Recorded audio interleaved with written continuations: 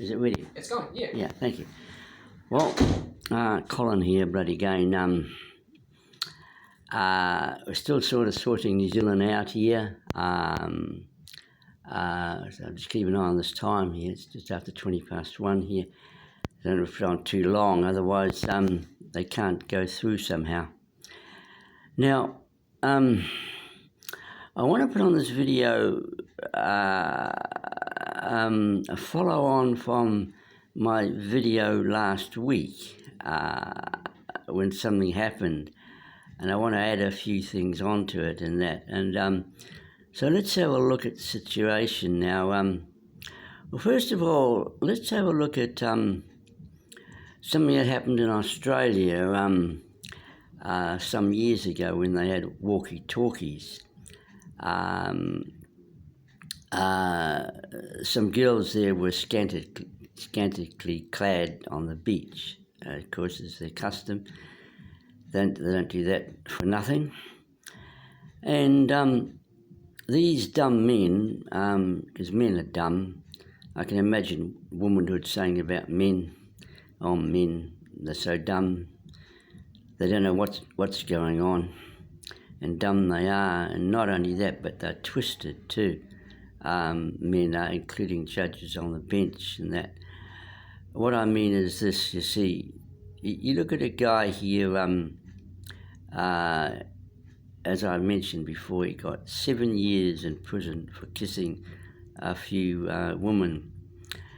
Now, that'd be about the amount that you'd get for chopping somebody's arm off. If a guy chopped another guy's arm off his body, I would say that on New Zealand standards, he'd get somewhere between about 3 and 7 years.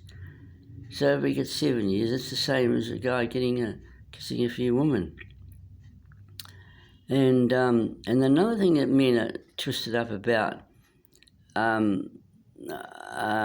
see, they're not only dumb, but they're twisted. Like, for example, I was talking to a guy some years ago, and he actually wanted to get into prison, purposely to get into prison, to attack some guy on sex matters. He was in prison on sex. Now, I don't know if I did know, I don't know what he meant by having a go at him, whether it was verbal or whether it was, attack him physically or what. If he did tell me, I can't remember. Now, he's got nothing to say about murderers, going to prison to attack a murderer. Oh, not a problem. In fact, when we used to go to, I was in a church and we used to go to prison for prison outreach, and there was one guy there, he was in prison, and he seemed to speak with being proud, and he mentioned that we got 2 murderers in our wing. And his attitude, he looks on his face, and that seemed to be that he was proud to have 2 murderers in his wing. And so this guy, there's nothing to do about murderers or even somebody texting. Of course, they hardly go to prison for texting. Well, there's another thing now. Somebody that texts while they're driving is far more serious than a guy kissing a few women. And they won't even get anything.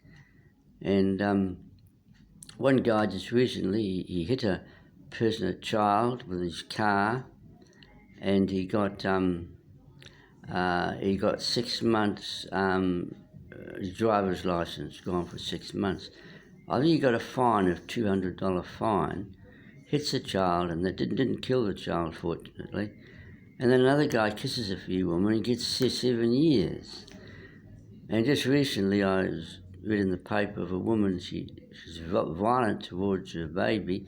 It's wondering she didn't kill her baby, and I think the baby's taken off her, and she got 2 years, 7 months. Because this is a woman now, it's usually guys that get this sort of thing, but, well, on sex matters. And so she got 2.5 years, or 2 years, 7 months. She could have killed her child, and then a guy kissing a few women in Cuba Mall gets 7 years. So what's happening? Well, that was a woman, so we could count that one out.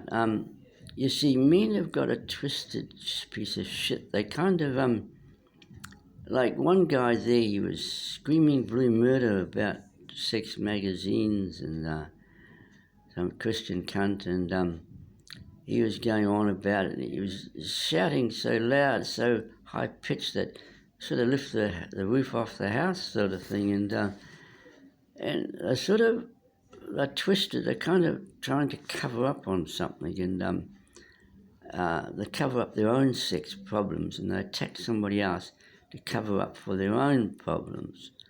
For example, if you took a gay, not a gay, we'll take a guy. You took a guy going up and down New Zealand, vehemently speaking against gays. You can be pretty sure that the reason he does that, he's got a gay problem. He might not be a practicing gay, but he's got a gay problem in his mind. So he attacks gays to cover up for his own gay problem. And this is the twisted shit you get with men. So on top of being dumb, you've got this twisted shit as well.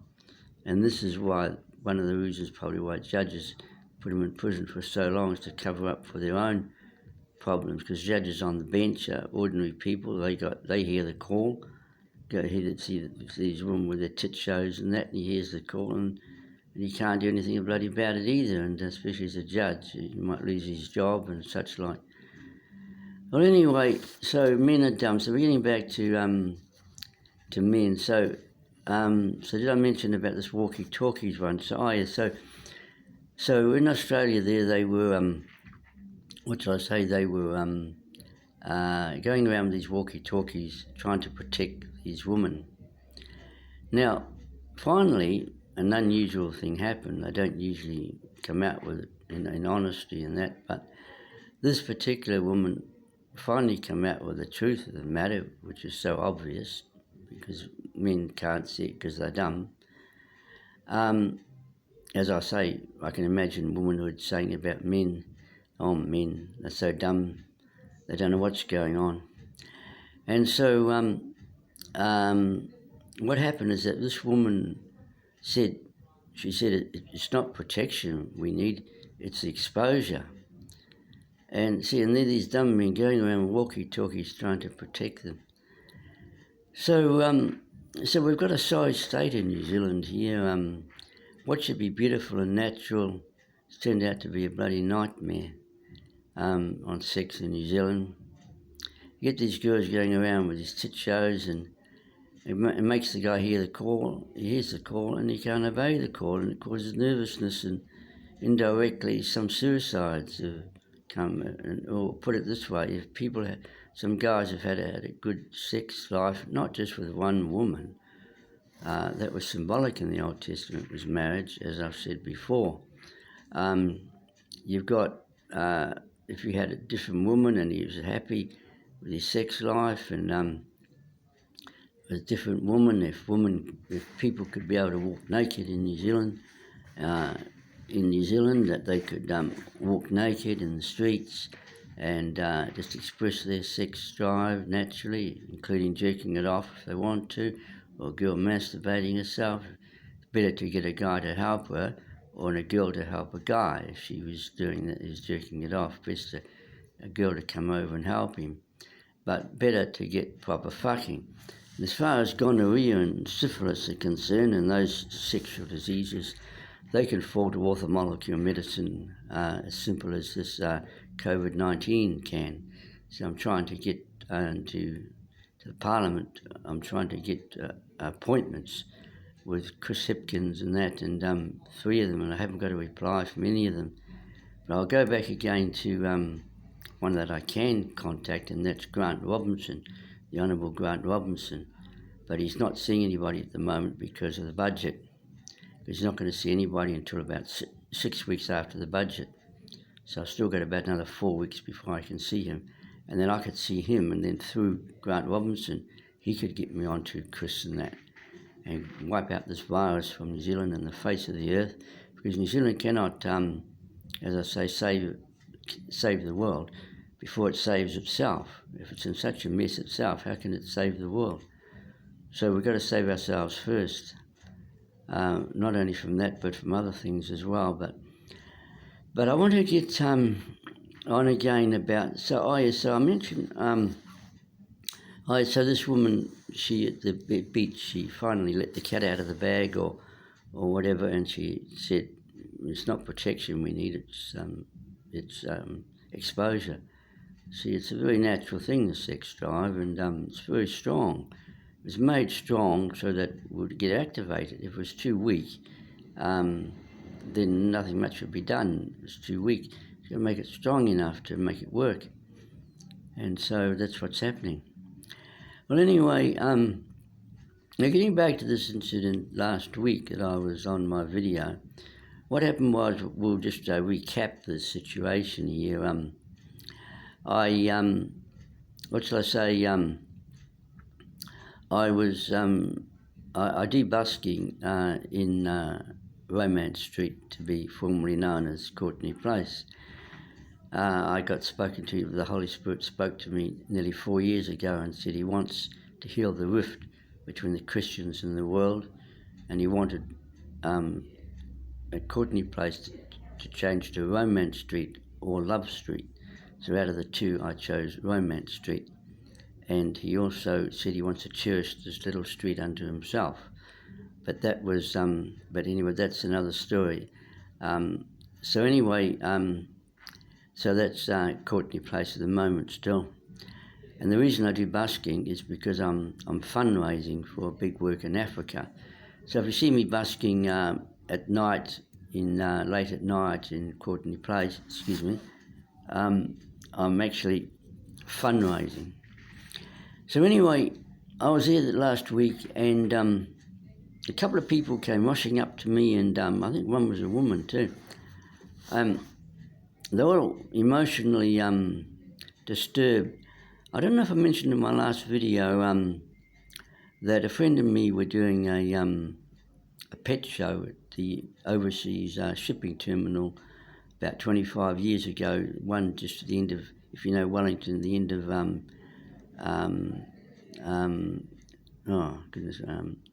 end of, it's gone out of my head, Cable Street, the end of Cable Street on the sea end, on the corner of that and Oriental Parade. It's sort of, if you don't know Wellington, it's just sort of one of the central streets, it's Cable Street, and it sort of comes to an end on one end of it where the Oriental Parade starts and the sea is there. So anyway, we had this pet show there, and this was about 25 odd years ago. Where are we now? June 21. Now, they didn't have much, I think, in the way of cell phones there at the time, because two women came rushing up to where we were, and they're very emotional about something. They wanted to use the phone. And it turned out that a guy was gashed terribly. What actually happened was he was sitting over the wharf, at the wharf, and his legs were over on the seaside.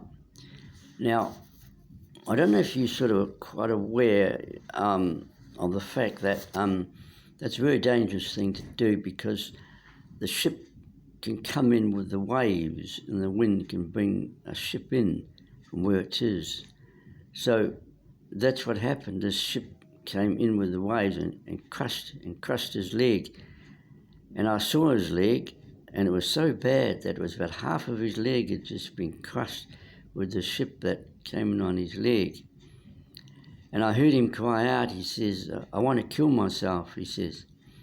The ambulance or something was there by that time. But later on I read in the paper that he actually survived. Well, I mean, his leg, they didn't amputate his leg at all. I was surprised to read that with that terrible gash. Now, what I want to emphasise is this, is that by coming emotionally to wanting to ask for the phone was a natural thing to do under the circumstances. So anyway, now we'll hold on to that, and I'll hold on to this one about the Australia, where they were going around with walkie-talkies trying to protect these women and that. So about a week ago, that I was busking late at night. Remember, I do busking too, late at night in Courtney Place, and I do it to support a big work in Africa, actually, big crusade work where lots of people get healed. Now, anyway, these two people came rushing up to me and they said have you seen a guy with a white beard? And they're all emotional, and just like this incident with this guy at the overseas terminal when they were coming naturally, a guy crushed his leg, So anyway,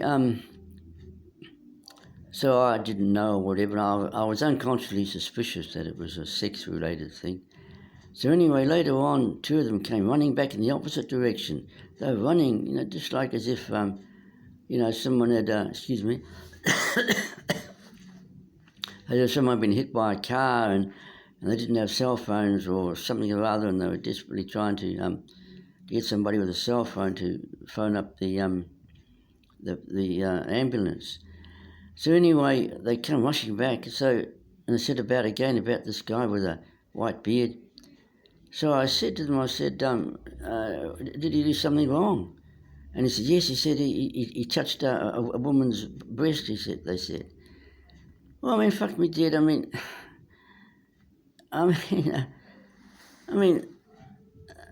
Poor cunt, he just heard the call, and then make him hear the call.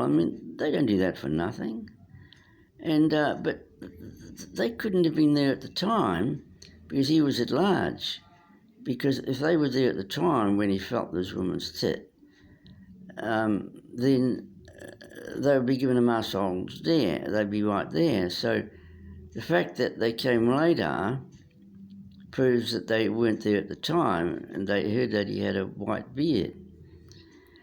So anyway, I was thinking about it during this last week, and I came to a conclusion. Or put it this way: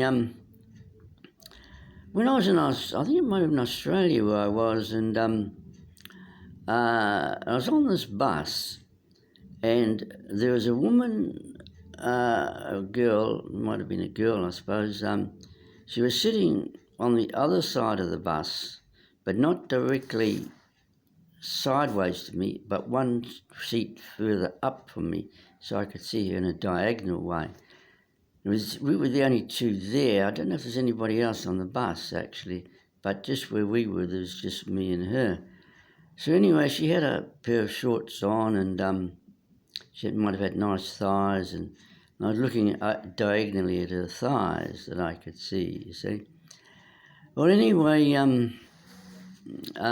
what happened was she saw me looking like this, and the poor kid, she went bloody berserker about it. She tried to pull her shorts down and that, and she couldn't do it, and the poor kid went berserk, yeah. And then a bit later on, she got off on the bus, and I looked out the window, and there she was literally running. Now, this was a long time ago, many years ago, maybe as long as about 42 years ago, or when it was, I think it might have been in Australia. I'm just not sure I saw this happen now, but it was years ago. And I've been thinking about it ever since, about this. They keep coming to me all the time about this incident.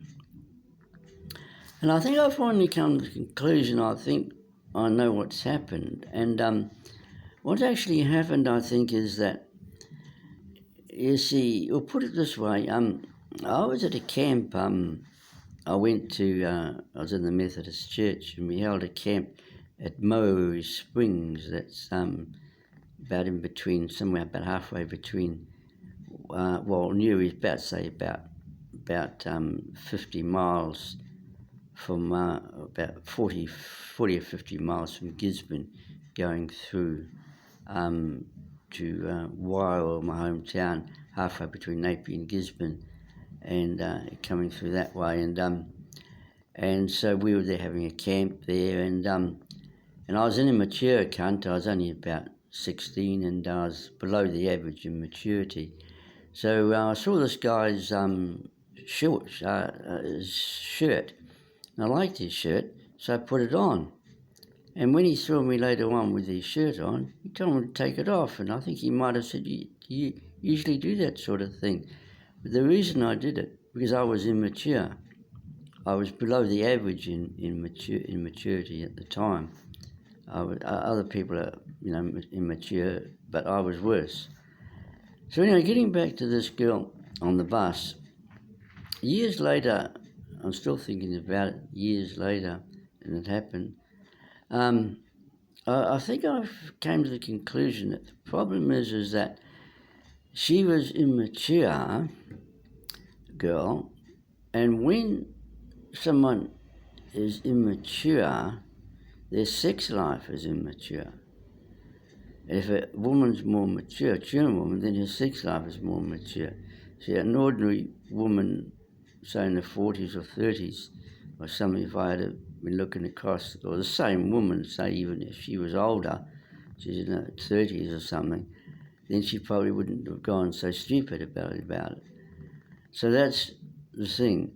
So anyway, getting back to this cunt, cunt that felt this woman's tit and it caught in place somewhere about a week ago. I think she obviously must have said something to those two people about it, because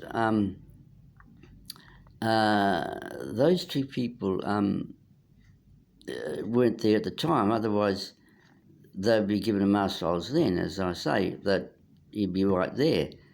So the fact that he was at large showed they didn't know where the guy. She must have said something to them about it. But you see, often people say things to people about things, but they don't want help, really. They just happen to mention about it. Not only with sex, but other things, actually. They just happen to make mention. And sometimes people kind of get demanding and what should I say? They what's the word I'm looking for? They try to get it out of them. I say interrogate them. That's the word I'm looking for. Interrogate. So something happens. He just happens to mention about it. As I say, it might not be sex at all. It might be something else.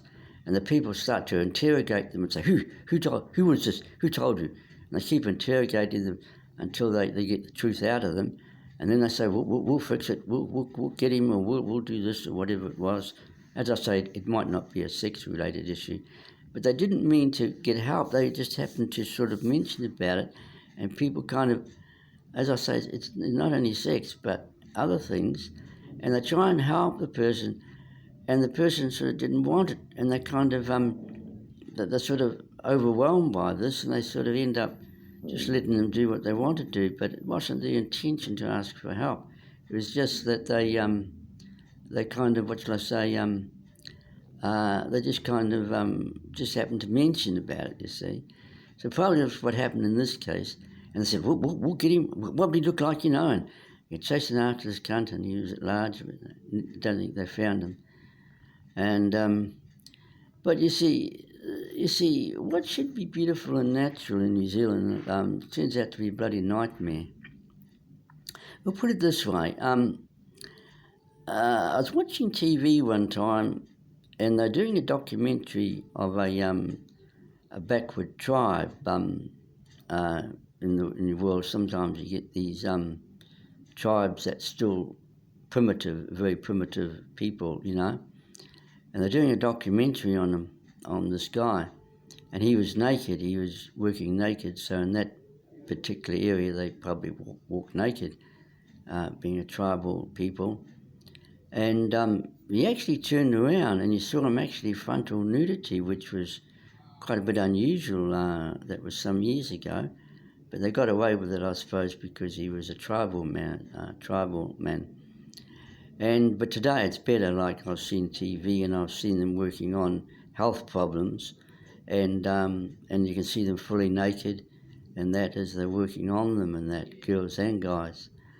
In fact, as a point of interest, several years ago in the Wellington Library, I saw actually guys with stiffies on, made public in public places, but the guys themselves had their faces covered, but they were actually stiffies on, stiffies weapons on, not just weapons, guys' weapons, which they would never hardly have, but they were stiff. And it was unbelievable. It was strewn around about the library in Wellington here. And the reason what happened was it happened to be Penis Day. And so that's why they did it. But I always remember that. That was about, maybe 10 years ago or so. I don't know how long it was. But you see, sex in New Zealand is, what shall I say, it's been a bloody nightmare. Something that should be beautiful and natural is just a bloody mess in New Zealand, a lot of it. And these girls going bloody around topless like this and can't do anything. Well, I can actually sometimes if I wanted to because they come up to me, the girls, and they love me and they say, "Colin, we love you. I love you, Colin," and they want me to take photographs and that, and they droop their bloody tits at me. And so I did touch them once, a couple, but they were cold. So there's no advantage touching them anyway in the street because, so you can in certain circumstances. Now, getting back to this guy with the grey beard, he touched her tit and it was bloody, because actually, without a word of a lie, that last week we were lucky to be here because do you know what would have normally happened last week?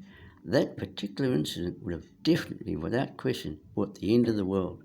But for divine intervention. It was only divine intervention that stepped in and saved the world. Otherwise, that incident last week, or that guy touching that woman's tit, I tell you, without a word of a lie, more than definitely, it definitely would have brought the end of the world. But as I say, divine intervention came and saved the world. So anyway, getting back to this cunt with the grey beard that touched her tit, if he did it under different circumstances, for example, he was busking, and he was singing, a song, singing hi, hi, yippee, yippee, I, singing hi, hi, yippee, yippee, I, singing hi, hi, yippee, yippee, hi, yippee, yippee, I.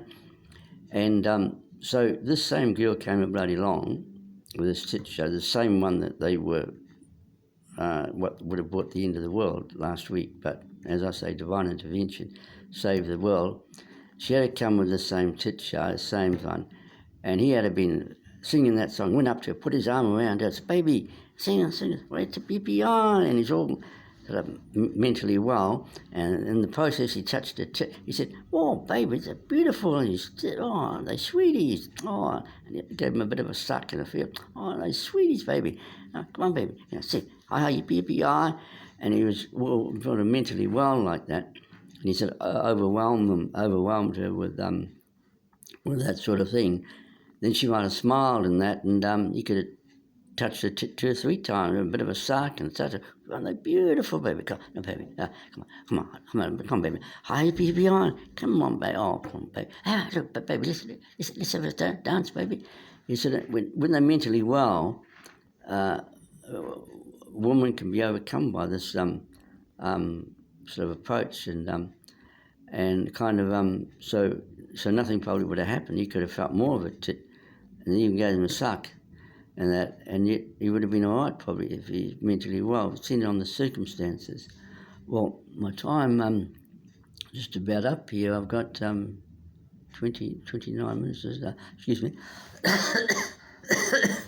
So anyway, what we need to do in New Zealand is we need to excuse me again, there's a bit of a tickle here. Bit of a tickle. I've been out in the cold wind and that, doing busking and that. So anyway, so what's needed? So what's the answer to New Zealand's problems on the sex issue? Well, one is men have got to realise that they're dumb. Number one. And also another thing, they've got to work on this twist business that they've got, as I was trying to explain about how this guy was wanting to get himself actually into prison to have a go at this guy that was in prison on sex matters. But you see, as I say, they wouldn't do it for murderers. They wouldn't do it with somebody who a manslaughter who ran over people and killed a couple of people on the footpath because he was over the limit and such like, and other things are not a problem. But it has to be sex issues. It's a very sorry state in New Zealand, actually. It's 31. I've got a little time left here. So what's going to do about the problem? Well, we have to, first of all, as far as I'm concerned, we've got to knock this virus out, COVID-19. Because New Zealand can't save the world until it's sick itself. We've got to knock this bastard out. Then we've got to bring in stadium prayer to knock out, to get these sex problems solved and other problems solved in New Zealand. With stadiums does, as I've pointed out in other videos, if you want something big done, you need stadiums.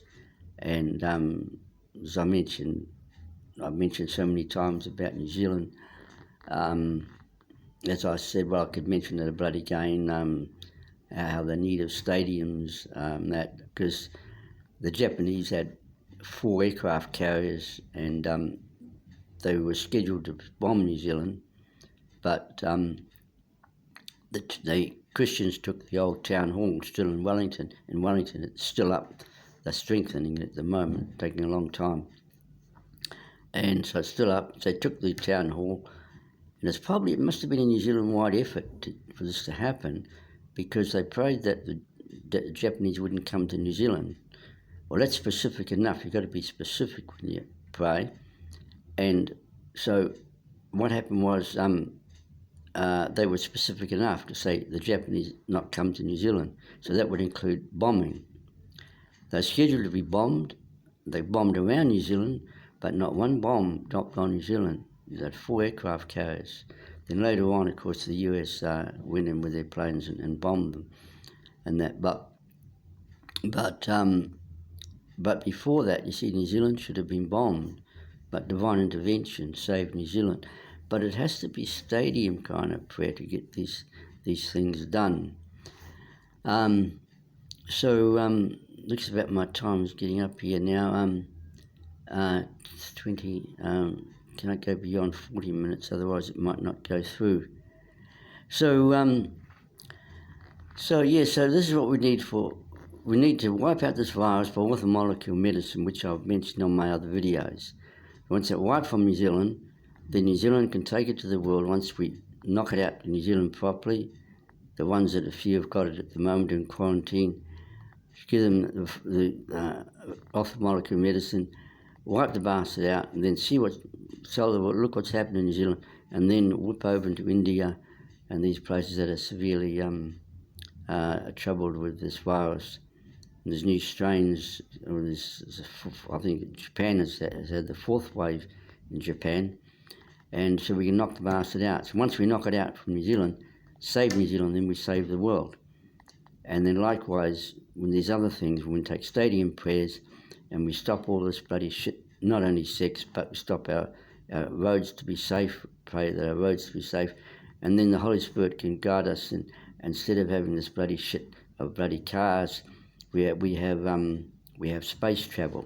So if we want to go from Wellington to Auckland, you get there in a few minutes. Apparently the Earth is revolving anti-clockwise. I was sure that it was going clockwise. I'm almost sure of that, but no, it's apparently going anti-clockwise, about 1,000 miles an hour.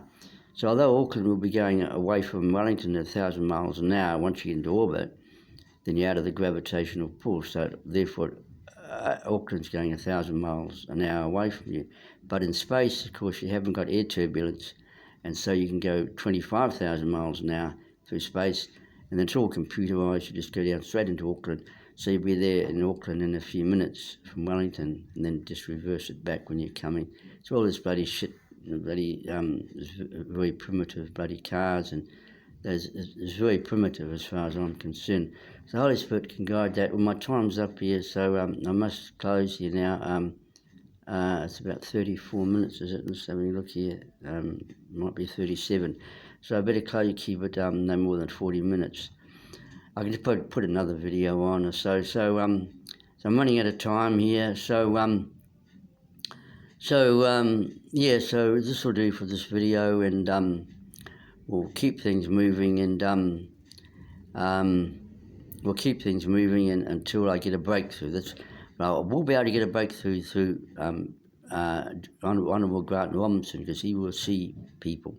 And I've already seen him once, and he said to see Chris Hipkins. And as I've written to them, and I've sent a bit over 90 words, because I think it's 90 words is the limit. Still haven't got a reply from the email, because I'm wanting to make an appointment, you see. So maybe it's going to be done through Grant Robinson, because he can do it. And I say to him, look, I've tried Chris, and I've tried the other Chris Bishop, and there's Chris Hipkins, and I've tried Trevor, not Trevor. Tried the Minister of Health, forgotten his name now, Stefan. I've tried him with a bit over 90 words on his email, but no reply for my appointment. So it's taking time with me. One woman I was just reading about just yesterday, she, in a revival book, she went to the pastor 3 times before she finally got attention. From the first 2 times it was refused, and then a great work broke out afterwards. Well, anyway, I must close now. My time's up.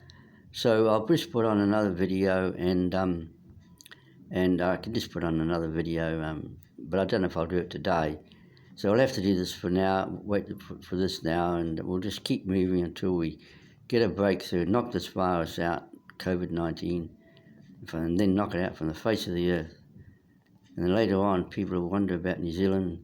Why are you New Zealanders so happy? You're the most happiest. You New Zealanders realise that you're not only the happiest nation in the world, but there's no comparison between you and other countries. How are you so happy? And we just say, well, we walk naked in the streets. The Holy Spirit just guides us to go to people and kiss and fuck and everything. And He's the author of all romance, and He's taking control of our country. Not only that, but other things. He's protecting our roads and such like. Well, anyway, I must close. So I'll catch up with you. It's about 37 minutes by the looks here. So I'll catch up with you. So we'll keep in touch, and I might put on another video. I'm not sure when. Maybe next week, or maybe even later on this afternoon. So I'll close for now then, and we'll keep in touch. So bye for now. It's Colin signing off. Bye for now.